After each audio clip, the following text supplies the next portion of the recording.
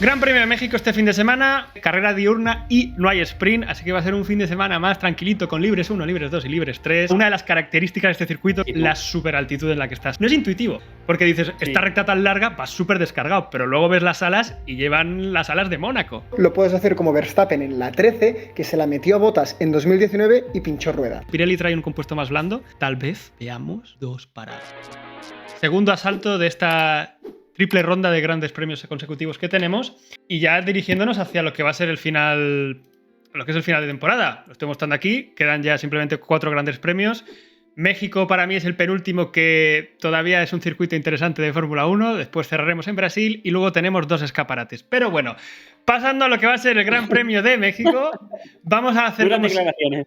Gran Premio de México este fin de semana. El circuito lo tenéis aquí, el Autódromo Los Hermanos Rodríguez. La típica primera presentación de lo que es este circuito, de lo que va a ser este fin de semana. Se corre del 27 al 29 de octubre, carrera diurna y no hay sprint, así que va a ser un fin de semana más tranquilito con libres 1, libres 2 y libres 3.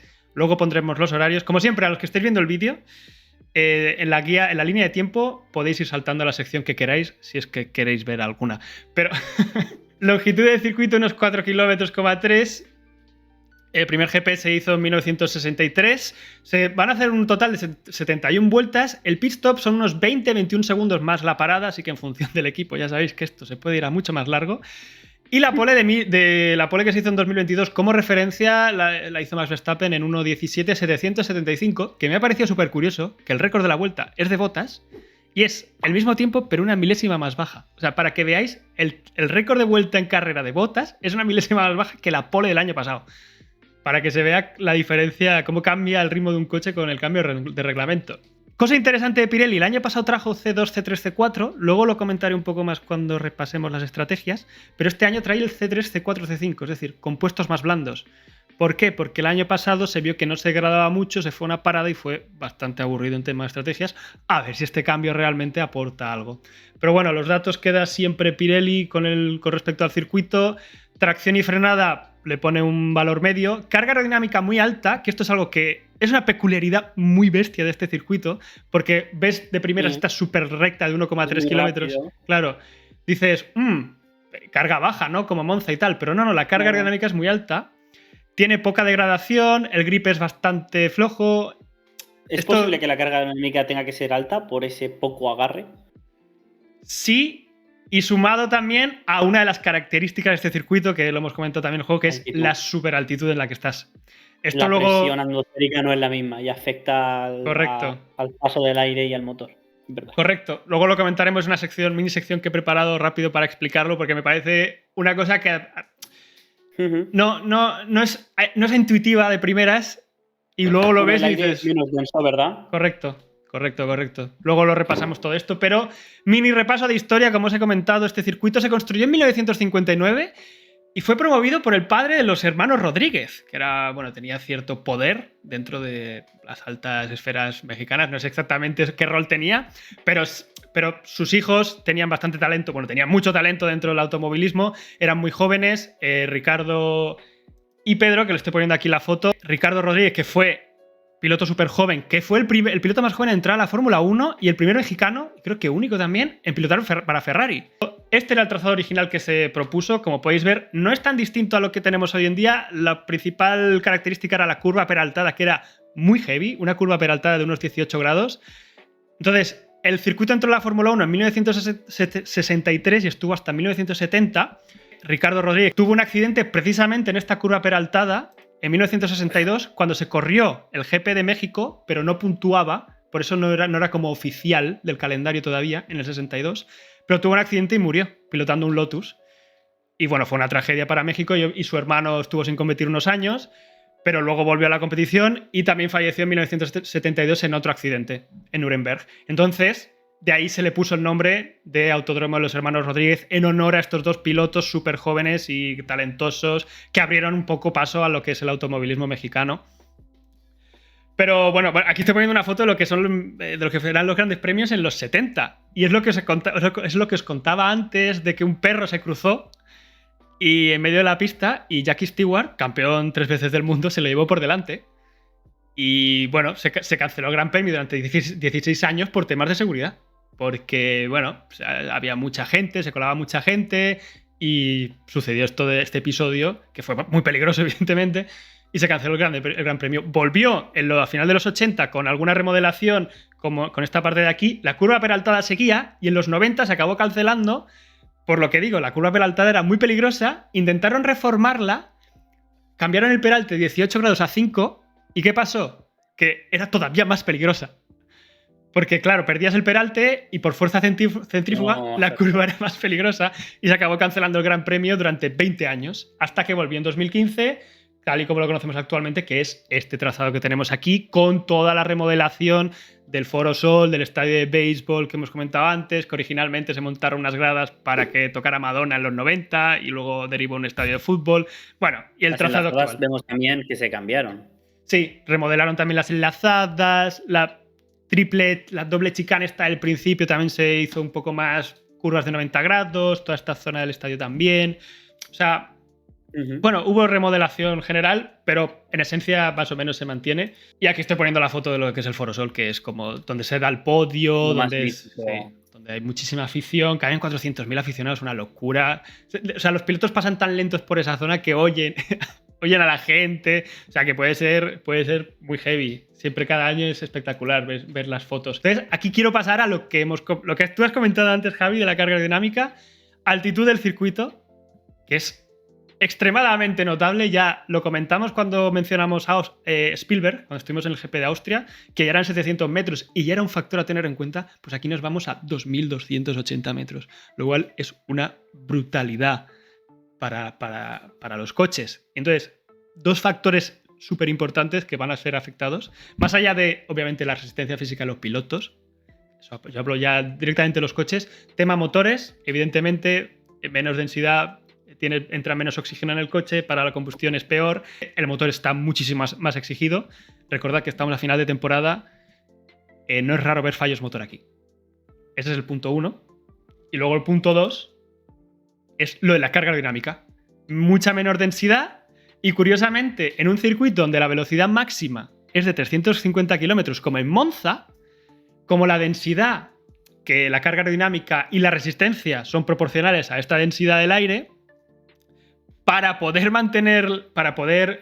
suplir esa falta esa reducción de la densidad, se tienen que utilizar configuraciones aerodinámicas muy altas. Entonces, vas a tener una recta donde vas a rozar los 350 km por hora, pero vas con una configuración aerodinámica muy similar a lo de Mónaco, que estoy poniendo aquí el alerón que llevaba Aston Martin en Mónaco, comparado con el de Monza este año y el de Aston Martin el año pasado. Como podéis ver, la carga aerodinámica es muy notable, y Mercedes también el año pasado. Explicarlo de manera sencilla es que hace menos efecto. Es decir, el aire lo tienes con menos densidad y es como si hubiera menos cantidad de partículas que chocan y hacen efecto para ese cambio de flujo. Uh-huh.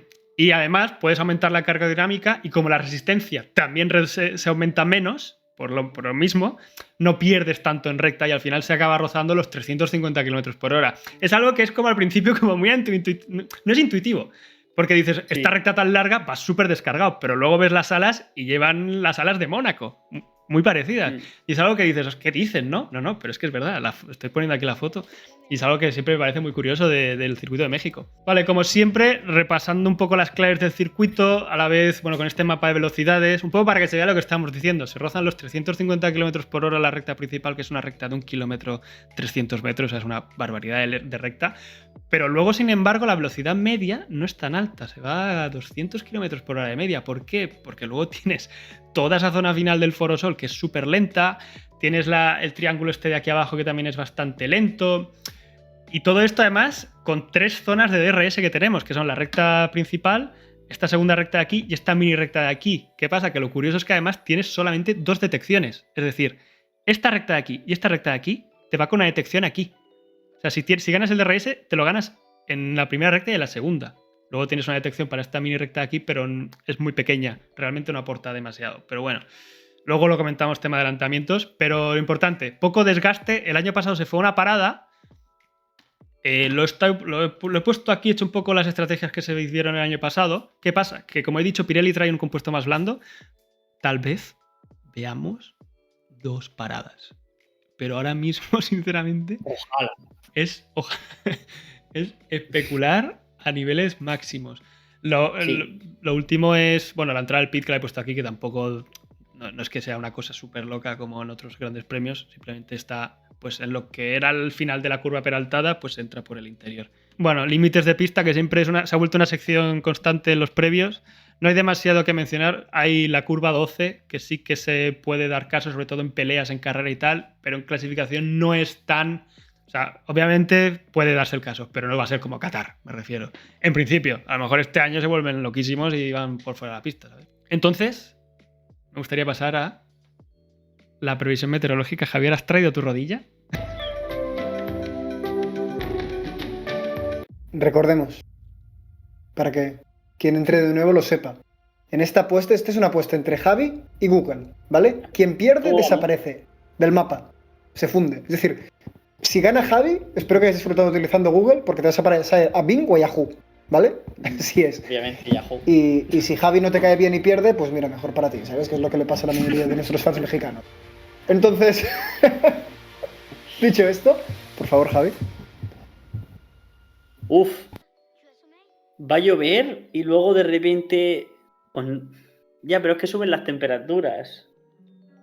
Teniendo en cuenta que te has olvidado de borrar arriba a la derecha domingo 3 soleado. Me acabo de dar cuenta. Me acabo de dar cuenta. Diría que va a hacer sol. Tú, pero esto... Viernes, esto sábado y tenías domingo. que Y encima dices, precipitaciones 22 por día. Ponme la próxima exactamente si va a llover. Vale, pero ¿qué tiempo hará en clasificación? Manoli. Viernes lluvia, sábado nube, domingo sol. En ese orden. Realmente no va a llover ninguno de los días, vamos a tener soleado. Claro. Lo único que no sé si el tema de que llueva el día antes puede afectar algo del agarre de la pista, que ya es bastante malo per se.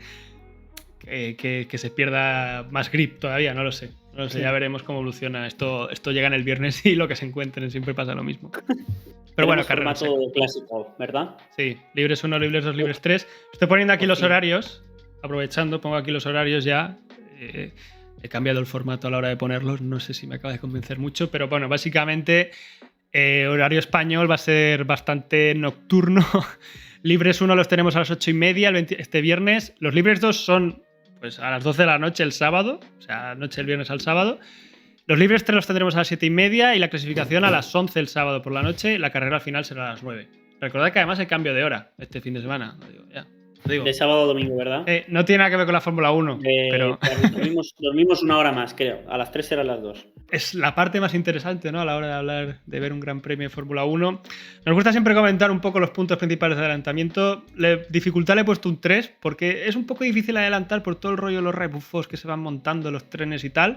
Pero bueno, te doy paso, Jordi, para que nos expliques dónde podemos adelantar a Ocon este fin de semana. Genial.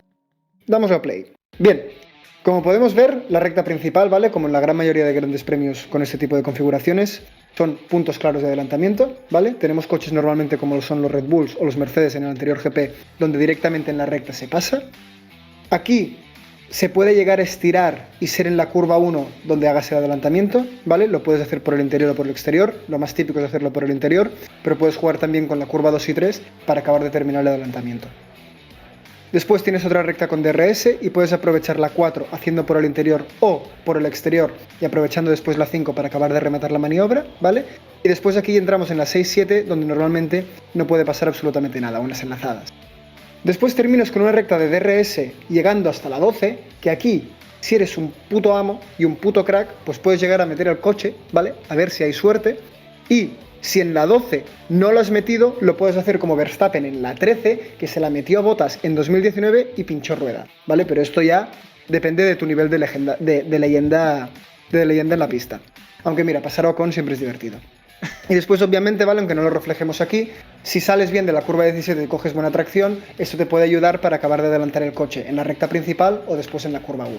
Así que realmente esta combinación de 17, 1 y recta principal sería toda entera y es donde seguramente vamos a ver la gran mayoría de adelantamiento.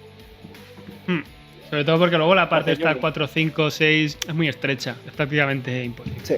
Ya por ir cerrando, tema de la salida, que siempre está bien comentarlo, intentando anticipar un poco lo que puede pasar este fin de semana. Lado limpio al lado izquierdo. Lo más interesante de esta salida es que tenemos 1 kilómetro desde donde sale la parrilla hasta la primera frenada y 1 kilómetro. Es una barbaridad. ¿Qué pasa? Que se montan unos trenecitos de rebufos y es muy gracioso verlos. Como nada más salir se ponen uno detrás del otro como trenecito. Hasta que se acerca el punto de frenada, que entonces se abren todos y se monta esto, 3 en paralelo. Es un sálvese quien pueda, ¿sabes? A ver quién gana la trazada. A ver quién echa al otro, y lo que suele haber es muchísimo excursionismo en la primera salida, porque es asfalto la salida, luego se ataja por la hierba, eso se ve muchos años, y sobre todo lo que suele pasar es los que no salen por fuera, los que no intentan evitar a la gente saliendo por fuera, se monta un embudo en la curva 2, el año pasado hicieron volar a Tsunoda, creo que fue, no recuerdo que Alfa Tauri salió volando, el año pasado no, hace 2 años, perdón. Bueno, eso, se montan unos embudos ahí impresionantes. Luego ya queda la segunda recta y ya la parte más estrechita. Pero sobre todo la salida, lo más curioso va a ser ver el trenecito inicial que se monta. Y que gane el mejor la primera frenada. Eso siempre. Ha llegado un momento, uno de los momentos más esperados de todos nuestros previos, que es el momento de introducir a nuestro piloto. Un piloto al que Voldemort se refiere como a quien no debe ser nombrado. Y no solo eso, sino también un piloto que es capaz de hacer llorar a un Happy Meal. Señoras y señores, ¡Joaquim Tsunoda! Empezamos con la última curva, que es la que comentábamos, que era la antigua peraltada. La línea de meta está muy al principio, la parrilla sale un poquito más para adelante. Abrimos DRS justo aquí, justo después de cruzar la línea de salida. Y aquí tenemos 1 kilómetro de ir a gas, conseguir velocidad total, como dice Lobato, 350 kilómetros se rozan y se frena cerca del cárter de los 100. Es una frenada bastante fuerte y entramos en esta doble chicane con curvas de 90 metros. Importante, aquí se intenta abrir lo máximo posible, así que posibles límites de pista. Segunda recta con DRS, no tan larga como la primera, evidentemente, pero se llega a casi 300 km por hora. Frenada fuerte y aquí es donde ya empieza la zona más lenta que comentábamos antes. Límites de pista, sobre todo en esta curva. Bueno, impresionante. Las gradas en esta zona ya son impresionantes. Pero aquí ya estamos en el segundo sector y empezamos con la zona de enlazadas. Aquí es muy importante, sobre todo la carga aerodinámica, por eso esas configuraciones de tanta carga aerodinámica. Importante aprovechar al máximo el espacio de la pista, límites de pista otra vez. Tercera zona de DRS para entrar ya a la famosa zona del Foro Sol. La frenada de la 12 con límites de pista también, que esto el año pasado fue donde más problemas hubo. La curva más lenta del circuito, curva 13. Y estamos ya en la zona de las gradas, 400.000 aficionados, para entrar en la última curva, traccionar rápido y conseguir la máxima velocidad. Te queda una recta de 1 kilómetro por delante, o sea, como salgas más de esa curva, despídete de tu posición. Y esto es el circuito del Autódromo de los Hermanos Rodríguez. Muy cortito, como podéis ver, 1.17. Se llegó a correr en 1.11, 1.12. Hace un par de años, cuando los coches eran más rápidos, pero que al final es un circuito muy rápido y muy corto. Hasta aquí sería el previo, ¿no? Como siempre, si habéis llegado hasta aquí, si habéis tenido la mala suerte de quedaros viendo todo este vídeo, podéis suscribiros si queréis, podéis darle un like también, o podéis dejarle un comentario agradable a Javi. A Javi. Todo tipo de comentarios nos gustan. Sí, todo.